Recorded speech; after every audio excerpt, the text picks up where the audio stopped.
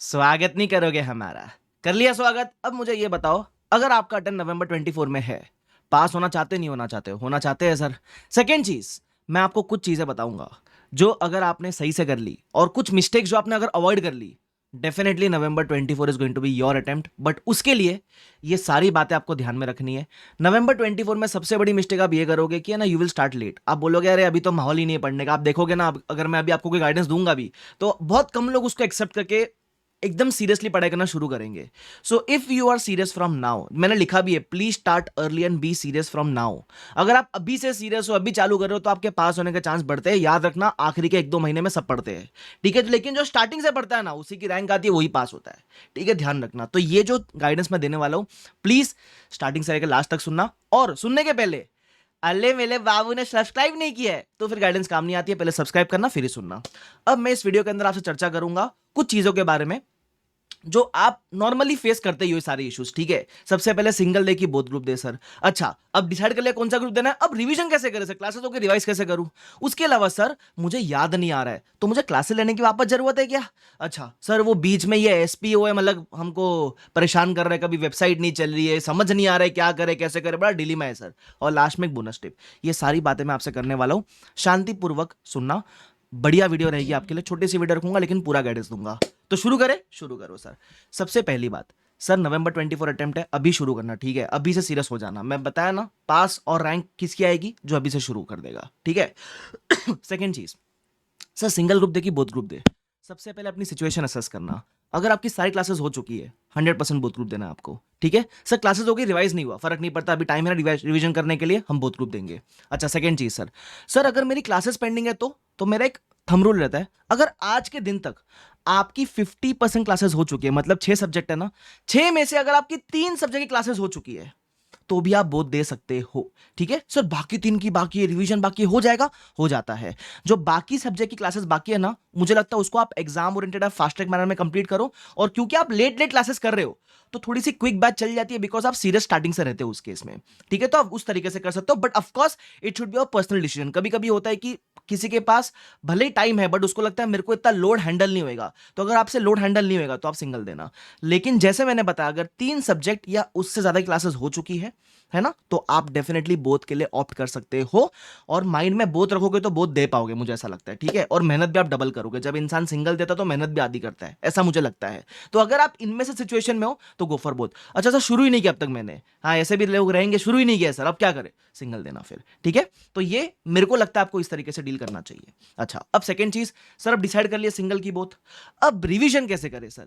देखो सिंपल है। अगर आपने क्लासेस की, अपने आपसे सवाल पूछना, क्लासेस की थी, हाँ, तो नोट्स बनाए होंगे, हाँ, तो वो नोट्स आपको रिवाइज करना है। सबसे पहले आप फोकस करोगे सेल्फ रिवीजन पे। लेकिन कुछ क्लासेस अगर आपने बहुत पहले की थी तो चीजें रिकॉलिंग में आपको इशू होगी। तो सर रिकॉलिंग इशू के लिए क्या करें? Revision videos. फॉर एग्जाम्पल, आपने मेरे से क्लास ली थी एफआर की 1 साल पहले, अभी चीजें याद नहीं आ रही है, रिवीजन वीडियो आप देखो, मेरी गारंटी आपको सब कुछ याद आ जाएगा। वैसे ही आपने जो भी क्लास रिस्पेक्टिव फैकल्टी से ली थी, उनके रिवीजन वीडियोस आपको दिए रहेंगे, तो वो रिवीजन वीडियो देख के आपको रिकॉल करना है। तो फ्लो क्या रहना चाहिए? पहले अगर आपको कोई चैप्टर लगता है कि आप सेल्फ कर सकते हो, सेल्फ करना।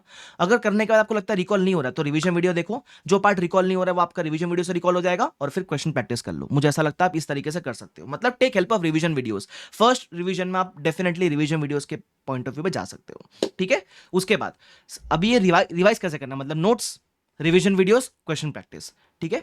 उसके बाद सर मुझे क्या क्लासेस वापस लेने की जरूरत है क्या? मुझे ना चीजें रिकॉल नहीं हो रही है। देखो कैसा होता है, जब आपने कोई चीज बहुत पहले पढ़ी हो तो रिकॉल तो डेफिनेटली नहीं होने वाली है, तो इट इज नॉर्मल।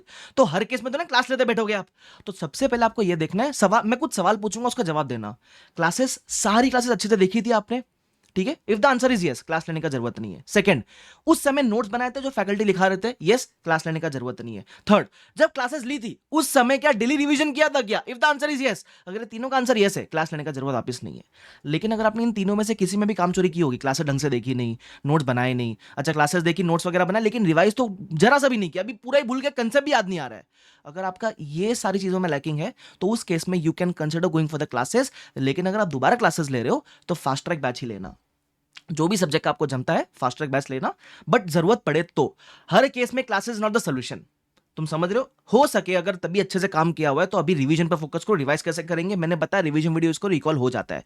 एकदम ही वाहियात पोजीशन है, ऐसा कॉन्फिडेंस बिल्कुल ही नहीं आ रहा है, चैप्टर उठा रहे तो भी बहुत ज्यादा समय लग जा रहा है, एकदम ही कॉन्फिडेंस नहीं आ रहा है, तो go for the fast track batch. अभी बच्चे मेरे को एफआर के लिए भी पूछ रहे हैं, एफआर के लिए लेना तो कौन सा बैच ले, मैं बोल रहा हूँ ना मेरा fast track exam oriented batch है 175 आवर्स का, it is more than sufficient. ठीक है, हाँ अगर आप सिंगल ग्रुप देने वाले हो, एफआर पहले पढ़ ही नहीं रखा है, तो आप रेगुलर बैच ले सकते हो जो मैंने पहले लिया हुआ, मतलब रिकॉर्डेड वाला रेगुलर बैच। अभी मेरा एक लाइव रेगुलर बैच भी आ रहा है, वो मत लेना, वो May 24 ऑनवर्ड्स के लिए।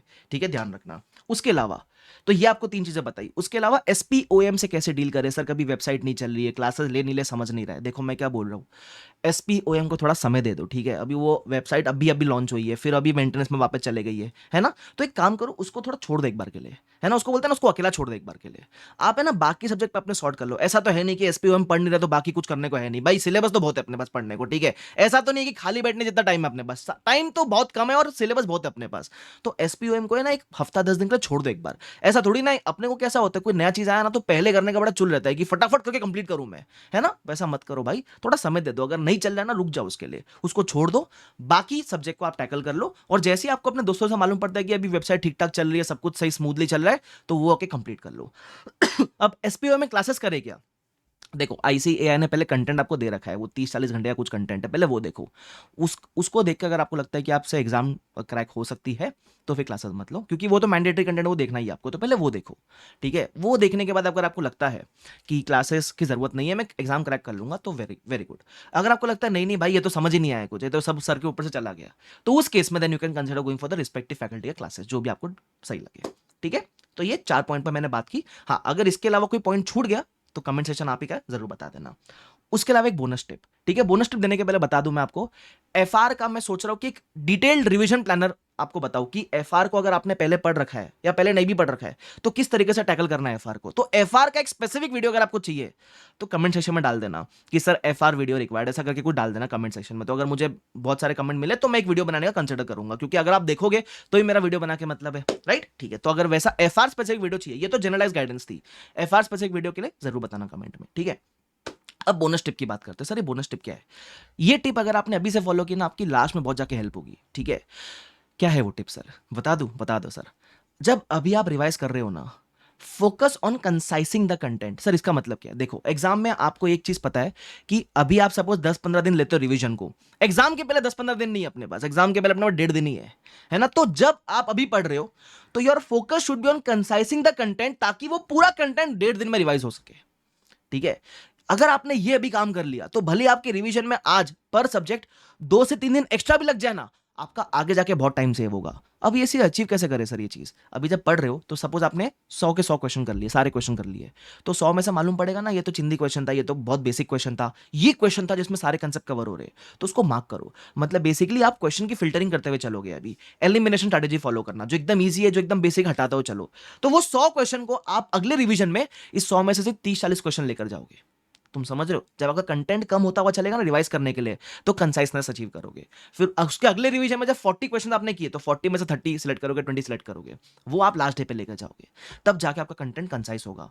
कंसाइसनेस पर जरूर फोकस करना भाई, बहुत काम आने वाला है आपको। ठीक है, जैसे एफआर में क्लास में मैंने आपको दे रखा है कंसाइसनेस करके, कि बता रखा है कि क्लास में इंपॉर्टेंट क्वेश्चन क्या है, एलडीआर क्वेश्चन क्या है, बराबर, तो वैसे ही आपको हर सब्जेक्ट के लिए करते हुए चलना है।